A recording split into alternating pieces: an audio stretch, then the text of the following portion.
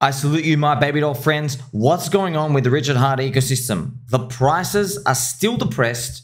There is nothing more we can do except accumulate, or if you are in here holding. Now, I want to speak today about something interesting because, friends, I have a channel. I speak to a lot of people, and something interesting actually happened to me. You see, when I would go through periods of making certain videos, or for example, I made a decision for the first year of doing this, I just wouldn't do a webcam and I couldn't. I made these decisions and then I just stopped talking about them. And I didn't want to explain it to everybody else. But what I noticed was when I would make a decision, even if I would tell people the truth, people would go and speculate. And they would go and run wild with their imagination. And it was actually amazing to see. It's going to teach you something. You see, when I was making different videos, there's all these rumors. AI, or he doesn't want to do this because of that. It was funny, all these different reasons, all these bullet points plot out. And I remember sitting here just laughing, spinning in my squeaky chair. I was like, wow, there's a conspiracy out here when literally I just made a decision. It's just as simple as that. And it made me think, what about all the things I speculate on?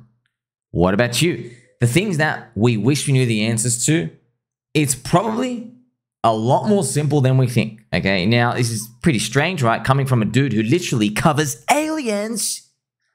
To think about this, right? To think about, sometimes that simplest answer is actually the right answer. Now, I don't subscribe to it when it comes to world domination and all these other big things, but when it comes to something like this, I really do. So when I'm speaking about, for example, Richard Heart, something came to me the other day, friends. I promise you. I was literally sitting around spinning in my squeaky chair, and this came to me.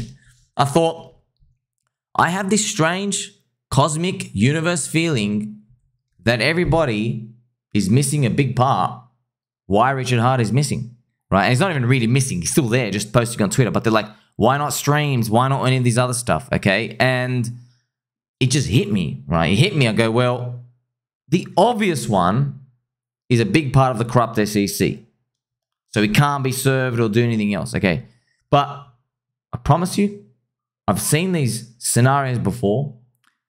The most obvious, clear answer like that is also accompanied by something else equally as simple. And if there's one thing that's consistent with Richard Heart and how he has launched HEX, done PulseChain sacrifice, and made captain's call decisions to say delay everybody's gratification and weed out weak hands, there's a pattern with how he does things, okay? You know, low liquidity launches and all these, okay? So it came to me. I thought, wait a minute. I just watched, so did you, we just watched him talk about Hart's Law, liquidity bonding over and over again.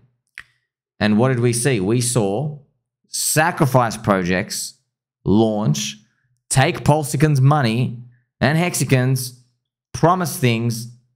Basically, they have a lot to deliver now, okay? Most of them haven't gone anywhere. Where did all the money go? We don't know.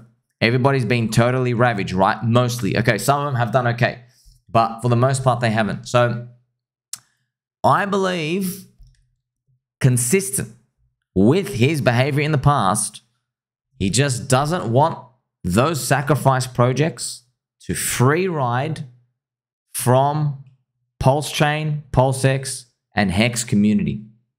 I feel like that's a big part contributing to that SEC as to why he's just not doing anything yet.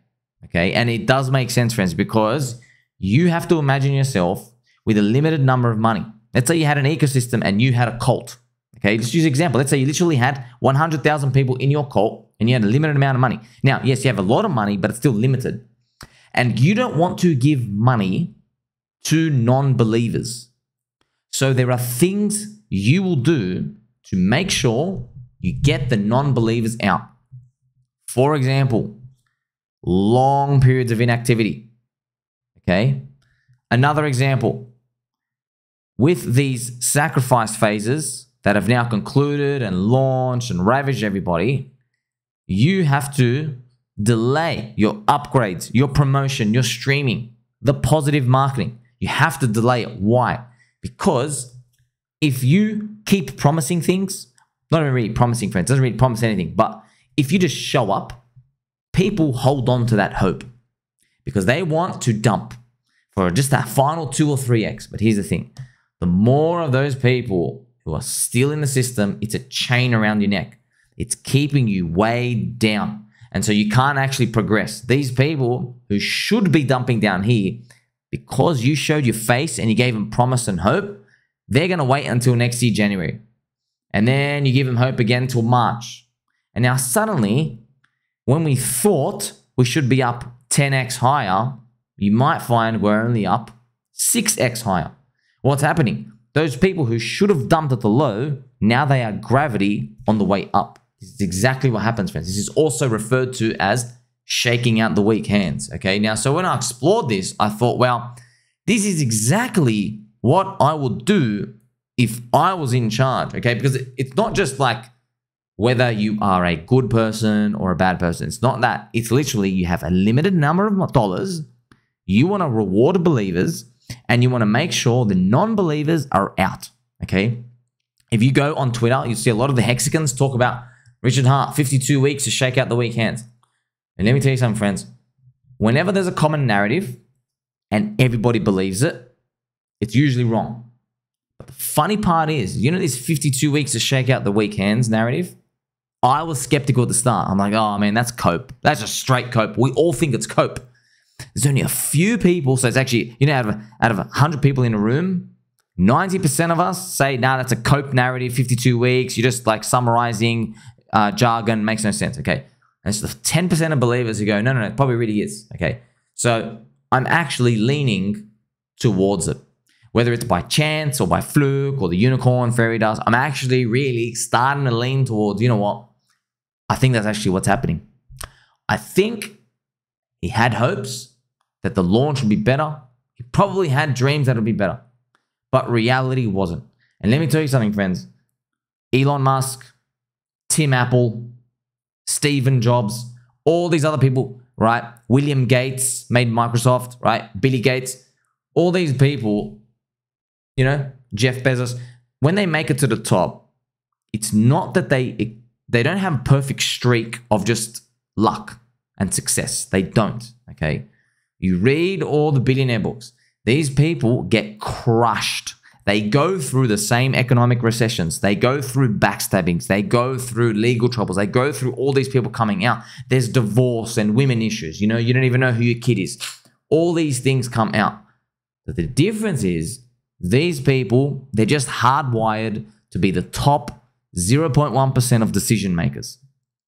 Every decision they make, from the time they wake up in the day to the tasks they perform first to the information they grab when they're reading someone's email, right? All those decisions made, they compound so that they can really separate themselves from peanut brains like you and me. You and me, we're just plebs, friends. I'm a man of the people. Yeah, we're not going to be billionaires, okay? We'll be billionaires if we hold SHIB token, billionaires of SHIB coin, but you get the point, okay? We're just having fun. So you have to look at these captain's call executive decisions, okay? So on the surface, you can see this story playing out, but when I took a deeper look at it, I thought, well, maybe what Richard Hart expected, the prices, they didn't come, okay? So there's maybe some ego bruised. Maybe there's some, I don't know, confidence, but just pride, humble Richard, and all these things. So now, remember, his back's against the wall. He's like, okay, I have to make A, B, and C decision. All right, and let me tell you something. Every single big, successful billionaire, all these people around the world, when their back's against the wall, they somehow make it out. And not only do they make it out, they swing for the fences and they make the right decisions. Most people, when they come through these scenarios, they buckle, okay? They don't know what to do. Something crushes them. It could be the legal issue. It could be financial relationships at home. Maybe the wife ends up banging the neighbor, okay? And he's got a bigger boat, right? All these things happen. Maybe like someone betrays you and steals your ID, or maybe competition comes in, right? So all these things are natural parts of life. It's just that these people, you might call them like special people, they're visionaries, friends. They can see things in the future, and they're at the perfect time for grabbing market demand and seeing how things play out, okay? So this is something I was able to derive because I realized, wow, you know, like, we don't do that, friends. We don't do that. Okay, you know, these people, they're just built differently, man. They have the capability, every decision they make, they think about how this impacts them in 5 years. Okay, it's not making this up. If you go read all these billionaire books, Ray Dalio talks about it as well. He's one of them. Okay, these people, for some reason, like, for example, you know, brushing your teeth, being efficient, random things that you wouldn't even think have any impact. Okay, how you say hello to somebody. Okay, these people, they're just wired differently. Okay, they can see, okay, if I do this little change now, what's that butterfly effect of 5 years from now? Okay, because what are most retailers doing? Most retailers, emotional money, even pension funds, even all these people run these funds and VCs, what are they thinking about? They're thinking about, okay, what's the next 6 months look like? Okay, but these visionaries, they can see 6 years, okay? Not just like buy and hold investing and hope for the best. No, no, no. These people can actually see the years ahead, okay? No, it's not just like, okay, go on a chart and do something. Like, they're making executive decisions, okay? So there's a lot of these things come together, and this is why I think it explains, well, he wants to start pushing some features to PulseChain and PulseX, okay? But I just don't think he wants them to free ride. I don't think he wants any of the weekends to free ride, okay? Yeah, his back's against the wall. The prices are trash. All the talking points, a lot of them got destroyed. You know, you can even see it from some of his posts. He even said like, hey, haters, I got something for you. HEX is never going away, you know? So that type of language is like, that's, we're here to survive. We're here to win. We are surviving, okay? So that's something to think about. Now, my example here, I just said he probably just decided, let's give it time, shake out the weak hands until 2024. And then we'll implement PulseX limit orders and anything else towards the Bitcoin halvening year bull market. And here are some of his posts, right? Talking about Uniswap, etc. But I've also got more information here for you, friends. So recently we made HEX, PulseChain, PulseX really censorship resistant compared to other chains. So everything else is just a website. People say they care about freedom and liberty, but man, we've been losing the battle for a long time. They don't really care about anything, okay? We're just clicking websites, clicking buttons, yay, liberty. It's all BS narratives, friends, and everyone's being shilled trash to just buy the tops of bags, Bitcoin included, okay? We know that's the game that's happening, okay? Because if Bitcoiners really cared about this censorship resistant, they wouldn't be going to go and beg the government for the Roca Negra ETF, okay? It's literally the antithesis of anything, okay? If they really cared about the freedoms, they'd go make their own societies where people transact in Bitcoin only. They actually use it for cash. Do we see that? No. What do we see? Exchanges come in. We beg the pension funds to come and buy and put fiat in so we can actually enrich everybody in the ecosystem. Okay, it's basically everyone's begging the government for a bribe. All right, now, PulseChain, you can download the files, right? So it's something everybody learned. Wow, you can download the files of a website, run it on your own computer, and you can talk to the blockchain directly yourself. You don't have to go through a website. Okay, so this is something of a big advantage for the PulseChain, PulseX, and HEX ecosystem. Here's the thing. This was a priority. The priority of these decentralized website files and security was the right move to do. This is my opinion now. I go, why? Because it's progression for the community that had nothing to do with injecting money into the ecosystem, which could have been exploited. So what I've said is, well, basically, Richard Hart had an executive decision to make. He's probably, look, I'm just thinking, friends, he's thinking in his mind, prices are really low. Should I do something with those Sac funds? Should I just inject money and push it up? And he's probably looking at himself in the mirror and says, no, Richard, that's a stupid thing to do. Those people selling, you know they need time to get out. You know that you need time for them to get out and enough time when they get out for believers to buy, okay? You don't want the price to go down and for you to V-reverse it up. Want to know why? Because the weak hands who got out, they buy back in. Okay? You've solved no issue. No issue gets fixed at all. Okay?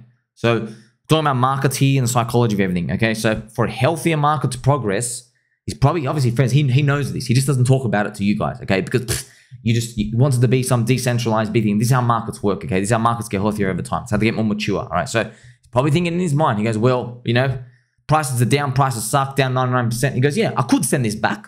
I could, as a benevolent whale, send it back, but what's that going to do?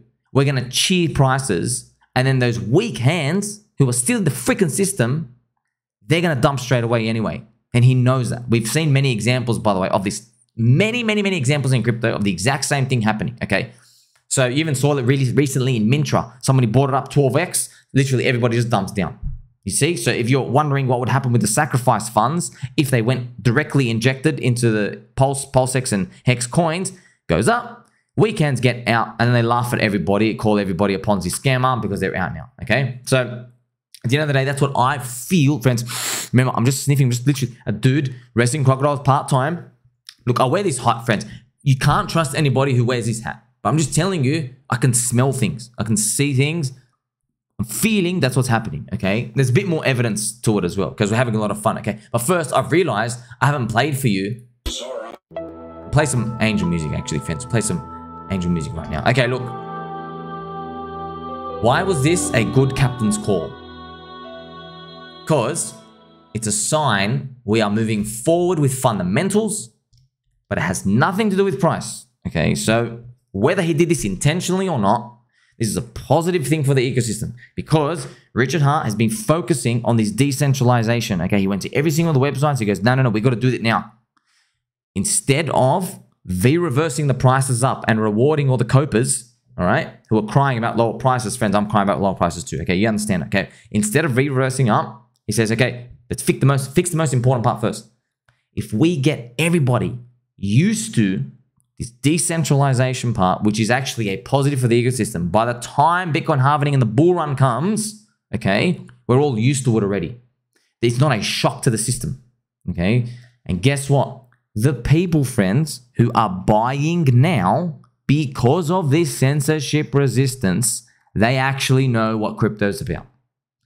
Everybody who's like just buying for this number price go up, yes, that's what we're all here for, but really all the prices go up. It's just that a lot of the prices also go down as well and they never recover, okay? So remember I told you about these executive decisions and the leaders in the world, billionaires, and how they all make decisions and how they all compound? Yes, this is an example of that, right? So, you know, for example, I know 98% of you, if I put you in Richard Hart's chair, right, with your little candles, you wouldn't have made his decision.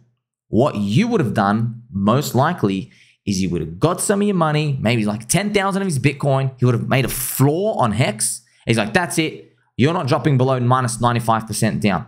I'm just going to create a floor, okay? And no one's allowed, you're not allowed to go down here. He could have done that, but he didn't. Remember I told you, friends, life will kick you in the nuts. And with these billionaires and these people making these decisions, they, on average, make better decisions than you and me. So Richard Hart, remember, HEX price was down 95%, 97%. PulseChain's launch and we're dropping lower. I'm telling you now, he woke up, probably ate a hot dog. He looked at himself in the mirror and he said, okay, I, Sir Richard Hartson, have to make a decision right now. Do I let these prices keep going to embarrassingly low numbers? Or do I save it? And he worked out in his mind, probably very quickly, what the scenario of the worlds look like in each. And he said, well, if I create a floor and I save it, I get a bit of bragging rights, but in the next 1, 2, 3, 4, 5 years, I have now trained the market that if you're a little soy boy bitch with a pencil neck and a hunchback, you are still going to get a free ride off all the other hexagons because I am funding you to stay here, but you are actually a chain around everyone's neck. You're not actually a believer. The people who are holding without me buying in that other world, they're believers. So what Richard knows is this is how markets work, friends. So he let it go down below. Okay. Now, it's not manipulation. He didn't tell it to. It's just he sat there. Probably his ego's bruised. He's like, man, that fucking kind of sucks. But you get the point, right? But he knows this is a healthy process, friends. I know the prices suck, but in this bottom zone, the people who buy are buying off the weak hands, okay? Paper hands, the pencil necks, the soy boys, right? The semen drinkers. These people are the ones selling, okay? And like I told you, I've got to repeat to you again. Yes, in a perfect world, it goes down for like 30 seconds and then it reverses up. But we don't live in a perfect world because reality of this world is when something goes down, friends, you know, strong hands, you don't have enough time to buy. Most likely you're already in the ecosystem. You're like, with what money? I'm already in, okay? It takes time. That's why the market takes time to rinse these people out as we move into the Bitcoin halvening year. So he knows, man. He knows. He had to make this decision. He's like, well, you know, I really want to save the price, but what's more important to me? You know, if I save the price today, I have a lot of bitches with me in the next year, 2 years. And these bitches, if I save them today, they're going to dump this HEX at 10 cents. Okay? Millions and millions and millions of HEX, and then I'm going to have to fight them at higher prices. So combined HEX today is like, what, 1.5 cents? Okay, maybe he's thinking about, okay, what's 15 and 30 cents HEX going to look like? That's what he's thinking about. He's like, well, you know, if I save them with this money today, to save the market from them later on, I need 10 to 20 times more money. And we might be dealing with like $30 million, right? So yeah, if he could use $30 million today to save them, or from dumping, he could. But, right, if he did, he now creates a $300 to $600 million problem in the future. So he was able to be like, you know what, whatever. Because remember, friends, these are special people. He's like, well, whatever.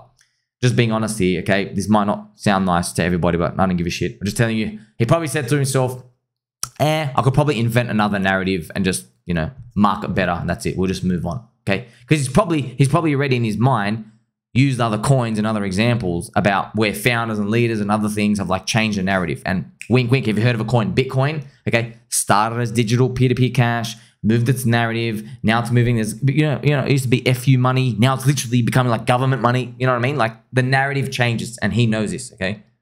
So when we look at this decentralization part, you get to see, now it makes sense, right? Now it makes sense, okay, he made a decision. He's like, well, instead of saving the little soy boys, let's do this now. This is healthy for the ecosystem. It sucks now. I'm telling you right now, friends, if he could speak to us, he'd be saying, man, it sucks. Yes, it sucks. But guess what? You're healthier for it. He's even mentioned in his books, he goes, well, the best things for you, swallowing medicine, tastes really ugly in the short term, but they pay compounding dividends in the long term. Kind of feels like what we're doing now, all right? So let's go down as well, okay? It's a sign that the prices are moving up, right? Sorry, the fundamentals are moving up. Now, this is the thing, okay? I've mentioned, right? Imagine he brought all the features forward, right? The liquidity coming into Pulse, PulseX, and HEX would support all these potential vulture sacrifices as well. So in my post here, I talk about all the sacrifices. So just guessing in his mind, he's like, look, just gonna wait it out. Wait till Bitcoin halvening year. Give more time for the sacrifice funds to get out. I don't want any of them like free riding, front running, and bonding liquidity and having all these like heavy weight to do that. I want all the rinsing done. Okay, that's just my guess. Okay, that's why it's one executive decision, friends. That's why he probably, you know, you don't have to think about every single different moving piece, but he's someone he could just he maps out his world's view. He's like, okay, this is the better option, you know. Actually, if you listen to Mr. Dollar Cost Crypto, so shout out to Miguel, right? My boy Miguel. I think a few of these people, when they met him in Miami, they said his brain works like that, where whenever he's presented with options, he's very, very good at like, he's like, okay, scenario A, scenario B. And he's like, oh, scenario B is better because of reasons A, B, C. He can do that, okay? Whereas most of us, we can't think that quick, okay? It takes us like an hour, right? 30 minutes. But you remember, he's presented with two scenarios. He can think of something like, you know, he can think about something for like 15 seconds. Okay, that's a scenario. Better. Now, you imagine that compounding every single day. That's how you get to these positions out there, friends. That's why it's pretty much, a lot of it's genetic, okay? We don't think like that. So here I am just showing the low yields of Pulse and PulseX, okay? So I mentioned as well, like, we're waiting for things like PulseX limit orders or more yields. That's one of the features, friends. It's funny, right? Consider features like this money part. So I'm not saying, please, don't go buy ink because your friend Somi, he thinks Richard Hart might go pump an X. No. I'm not touching ink, okay? I'm just telling you right now. He's probably, just guessing, saving these things. He's like, that's it. You know, 2023 is the year. Move on next year. We'll probably, hopefully, no expectations, see the PulseX limit orders. Emotional money gets excited. You know, we all get excited, friends. We're all emotional too, right? And then we're probably seeing higher yields. Maybe ink pumps up, right? I'm hoping, praying, something happens with the Sac funds. One of my ideas, well, I don't know what he's going to do, friends, but guess if he's listening, what I will do is You get a smart contract, and then everybody who puts in, I guess, maybe ink or any of the coins, you get to withdraw the funds, and it staggers out over a long period of time. Why would I do that? Well, I'll do that because you could use a lot of dummy addresses if you were him to get a lot of the DAI in many addresses, and then without anybody knowing, you could pump the prices whenever you want. Okay, now here's the thing. Obviously, I wouldn't use it to only pump the prices, but it's better off like that rather than everybody looking at this one fund, because we know when it uses money to pump it, people can like front run it and manipulate it and abuse it, you know, or it could be totally wrong. I don't even know what they're going to do with the funds because, you know, at the end of the day, Ethereum raised funds in Bitcoin as well. They paid salaries and they did stuff. Like, do we even need it? Because we're just forking their technology. Okay, so he's probably got a bigger idea, but that's basically what I would do. But, you know, also made a post here saying, well, if I had the funds, would have bought Ethereum. So that's the winning strategy, friends, in the long run. You buy Ethereum with those Sac funds. Okay, it is risky. There's risk in it. You buy Ethereum with the Sac funds. You stake the Ethereum. Now you're earning like 4 or 5% yield a year. Guess what, man?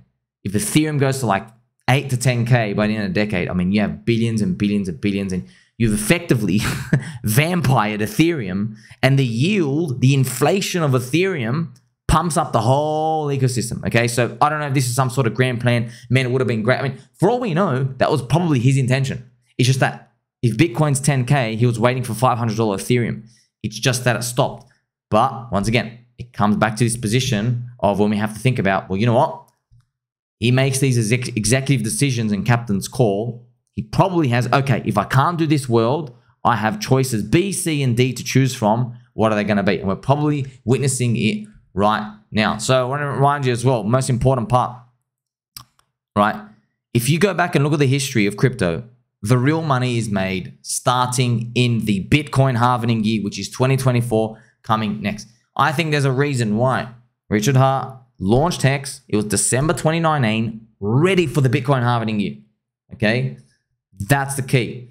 I don't want to put any expectations just in case things get crap next year, friends, because we've been like bruised and battered for so long. But I'm just telling you, look, trust me, man, friends, you know, I'm literally the most contrarian, skeptical, paranoid, UFO watching dude out here. Okay, I don't believe anyone or anything. Okay, I assume everyone's a scammer out to steal me. I'm just being completely honest with you, friends. I even believe that the 4-year cycle is going to break somewhere. But I'm just being honest. Right now, everything's repeating exactly to the T, including Richard Hart's plan, Richard Hart's plans and decision making. Okay, we are in December of 2023, the equivalent of when HEX launched in December 2019. Okay, HEX pumped in the Bitcoin halvening year. We're now approaching the Bitcoin halvening year. I don't know what to do from here. I'm staying long and strong. Let's hope that we make it to the promised land. Make sure you like and subscribe, belly button and all. Catch you soon.